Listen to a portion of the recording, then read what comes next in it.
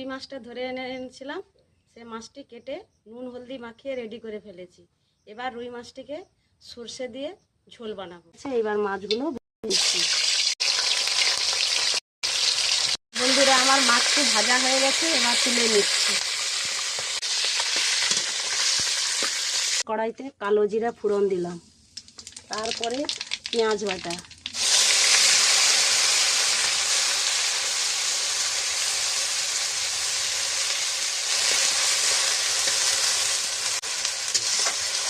একটু ভাজা ভাব হয়ে গেছে।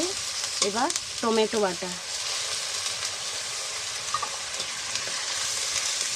লঙ্কা বাটা, এইভাবে নাড়তে হবে। তাতে আমি হলুদের গুঁড়ো দিলাম। ঠিক আছে, এবার মশলাতে আমি একটু জল দিলাম।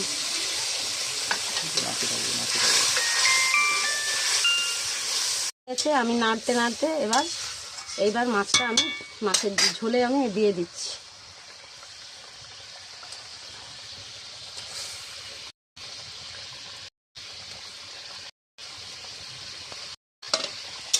এইভাবে ঝোলটা একটুখানি ফুটে গেলে এবার নামিয়ে নিতে হবে। রেডি হয়ে গেছে। এইবার গরম ভাতের সঙ্গে পরিবেশন করুন, খেতে খুব সুন্দর লাগবে। পুকুরের জ্যান্ত মাছ, সবাই মিলে একসঙ্গে বসে খাবেন, খুব ভালো লাগবে।